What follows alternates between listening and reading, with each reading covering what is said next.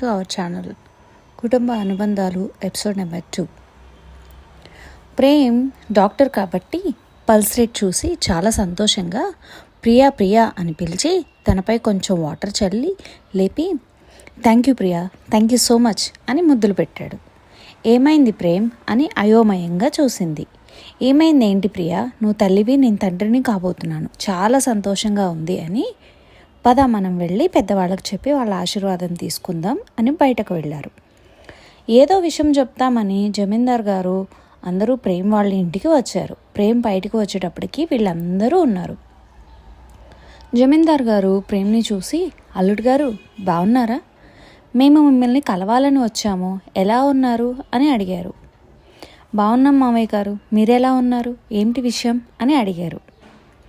ఏమీ లేదు అల్లుడు గారు, పెద్ద అబ్బాయి ఏదో విషయం చెప్పాలి అని అన్నారు, అందుకని వచ్చాము అన్నారు. అవునా, ఏంటి పెద్ద బావగారి విషయం అని, ఏదైనా హాస్పిటల్ విషయమా అని అడిగారు. అయ్యయ్యో అదేమీ లేదు బావా, మీ చెల్లెలు మిమ్మల్ని మళ్ళీ మామని చేసింది, ప్రియాని అత్తను చేసింది, ముందుగా మీకు చెప్పాలని వచ్చాము అన్నారు. అవునా, కంగ్రాచులేషన్స్ బావా, చాలా మంచి విషయం చెప్పారు, కంగ్రాట్స్ చెల్లెమ్మ అని అన్నారు. థ్యాంక్ యూ అన్నయ్య అని చెప్పారు. తర్వాత ప్రియ కూడా వాళ్ళ ఇద్దరికి విషెస్ చెప్పింది.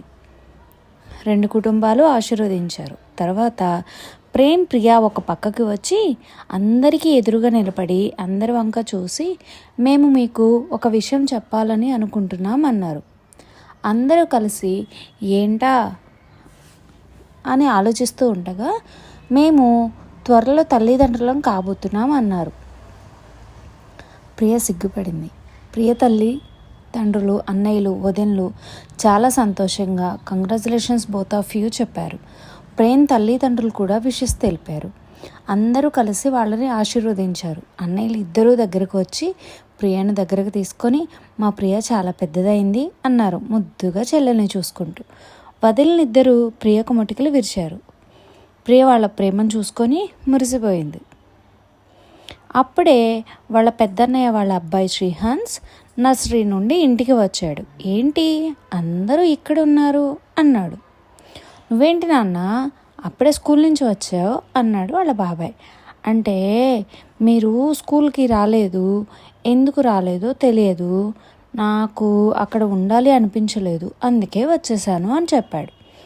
దానికి వాళ్ళ బాబాయ్ ఎత్తుకొని, అయ్యయ్యో అలా రాకూడదు శ్రీ, బాబాయ్కి ఏమన్నా పనులుంటే రావటానికి కుదరదు కదా, ఎప్పుడు అలా చేయకు సరేనా, నేను వచ్చినప్పుడు కలుస్తాను, అంతేకాని నేను రాలేదని ఎప్పుడూ అలా చేయకూడదు, మనం ఎప్పుడూ చదువును గౌరవించాలి, కానీ ఇలా చేస్తే అవమానించినట్లు అవుతుంది, అందుకని ఎప్పుడూ అలా చేయకు సరేనా.